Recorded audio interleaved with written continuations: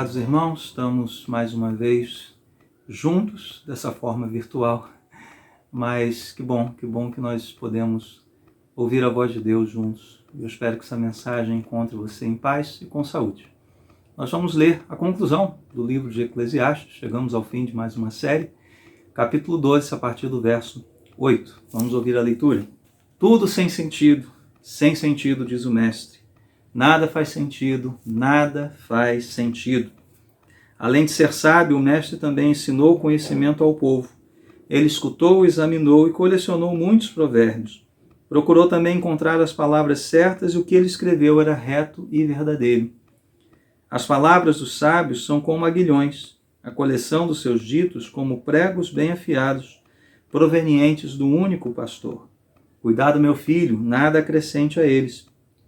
Não há limite para a produção de livros, e estudar demais deixa exausto o corpo. Agora que já se ouviu tudo, aqui está a conclusão. Tema a Deus e obedeça aos seus mandamentos, porque isso é o essencial para o homem. Pois Deus trará a julgamento tudo o que foi feito, inclusive tudo que está escondido, seja bom, seja mal. Ao chegarmos ao final de Eclesiastes, queremos nos perguntar mais uma vez: onde encontrar sentido para esta vida dura, incerta e curta debaixo do sol? Onde encontrar verdadeira sabedoria nesta vida? O autor aqui, ele nos leva à conclusão do livro em 3 partes. Na primeira, no verso 8, ele reafirma o refrão deste livro, aquilo que percorreu todas as páginas de Eclesiastes. Depois, dos versos 9 a 12, ele descreve um pouquinho do processo do seu trabalho, como ele elaborou, como ele chegou a essas palavras que hoje nós temos aqui, e também sobre o propósito do registro dessas palavras. E por fim, nos versos 13 e 14, ele nos dá o grande princípio fundamental da vida sábia neste mundo. Então vamos examinar essas partes. No verso 8, ele reafirma aquele que é o refrão do livro, é a moldura do livro. O livro começa assim e termina, mais uma vez lembrando que nada faz sentido. E nós devemos nos lembrar que nessa busca por sentido nessa vida, nada ficou de fora. Seja a busca no conhecimento, nos prazeres, no trabalho, nas riquezas, e a conclusão foi sempre a mesma. Longe de Deus, tudo isso resulta em insatisfação. A busca pelo sentido nessa vida, nas coisas que estão neste mundo, desconsiderando Deus, gera uma tremenda insatisfação, um vazio que é do tamanho do próprio Deus. Em seguida, o sábio nos leva um pouquinho aos bastidores desse livro.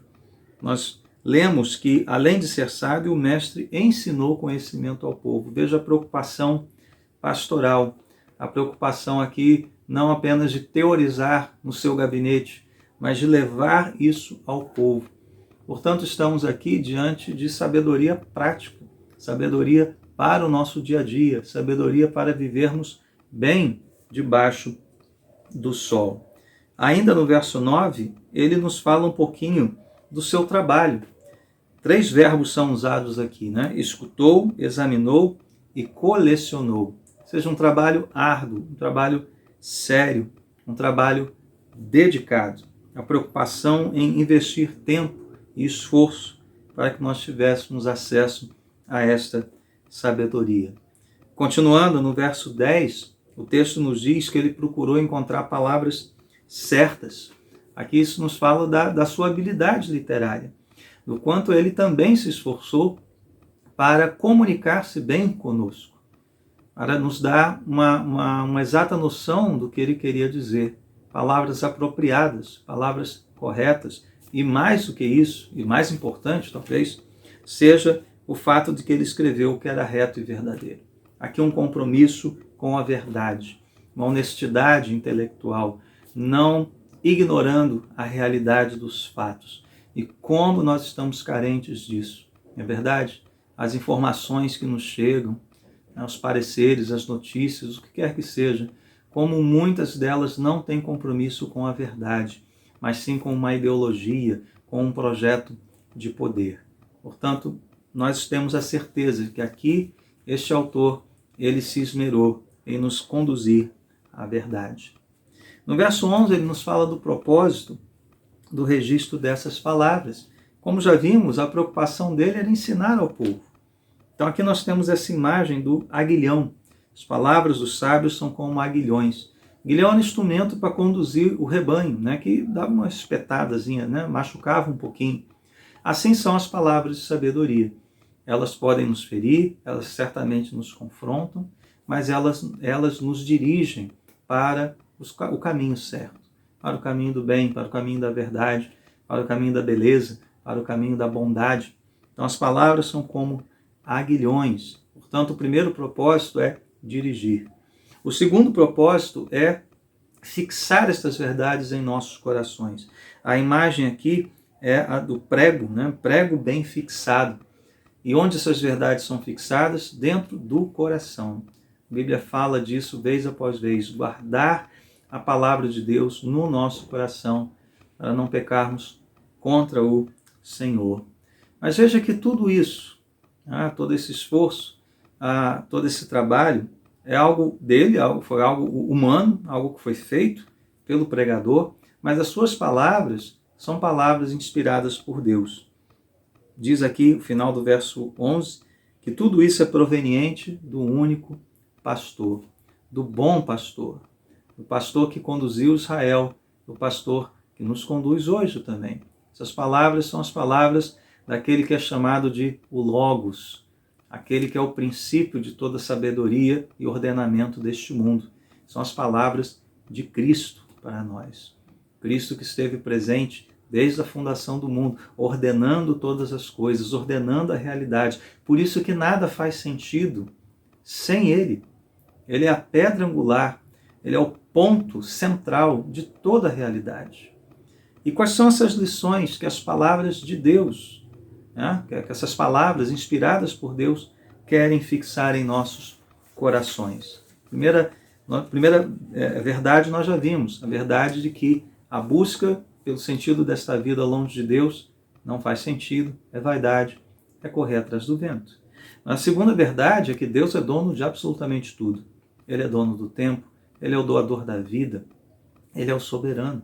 E à luz disso, a terceira verdade.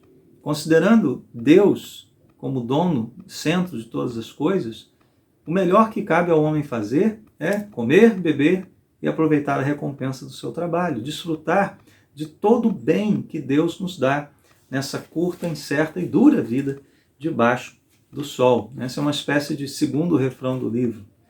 Que vale para o homem, é bom para o homem comer, beber e aproveitar o fruto do seu trabalho. No verso 12 ele nos dá um alerta, cuidado para que nada seja acrescentado a estas palavras. Ora, se são palavras inspiradas por Deus, ai de nós se acrescentarmos alguma coisa a elas, não é verdade? Em seguida ele nos dá uma afirmação, nos traz uma afirmação que parece não combinar muito com o fluxo do seu raciocínio, dizendo que não há limite para a produção de livros e estudar demais deixa exausto o corpo. Não use isso para justificar preguiça intelectual. O nosso autor aqui trabalhou bastante, nós também devemos trabalhar. A ideia aqui que ele quer nos passar é de que de fato existe um limite para tudo que nós podemos conhecer, e ainda que pudéssemos conhecer bastante coisa, há um limite da nossa própria inteligência, do nosso próprio intelecto. Nós somos limitados. Então veja, não vamos conseguir ler todos os livros que gostaríamos, não vamos saber de tudo, porque não bastará a nossa vida para termos acesso a todo esse conhecimento, e mesmo o nosso intelecto, ele é limitado, ele tem as suas limitações. Mas dentro do possível, devemos nos esforçar para entender as coisas à luz da revelação da palavra de Deus. E nos versos 13 e 14 chegamos então à parte final do nosso livro. E aqui é interessante, agora que já se ouviu tudo, e de fato nós percorremos aí diversos temas, sabedoria na vida, na morte, na alegria, no luto, questões envolvendo o tempo, as riquezas, o trabalho. Então agora que se ouviu de tudo, aqui está a conclusão. E a conclusão é tão simples quanto ela é exigente. Tema a Deus e obedeça aos seus mandamentos. Simples. simples, mas muito exigente. E foi exatamente por não temermos a Deus e não obedecermos aos seus mandamentos que hoje vivemos num mundo cheio de insensatez, num mundo louco, num mundo terrível, num mundo mau. E o pecado, quando entrou nesse mundo, transformou um coração que era inclinado ao bem, uma mente capaz de compreender, em coração que se inclina para o mal, para a vaidade, uma mente limitada. Paulo diz que os homens, se julgando sábios, se tornam loucos. De fato, vivemos num mundo assim. E a palavra de Deus quer que nós voltemos, recuperemos esta certeza de que é no temor de Deus e na obediência dos seus mandamentos que reside a verdadeira sabedoria. E foi Cristo mesmo quem disse: aprendam de mim. Aprendam de mim. Ele é o mestre, ele é o currículo. Então, para termos sabedoria neste mundo, vamos a Cristo. Vamos a Ele em oração, vamos a Ele em súplica, vamos a Ele considerando as nossas limitações, a nossa fraqueza. Vamos orar. Senhor bendito, obrigado por este livro.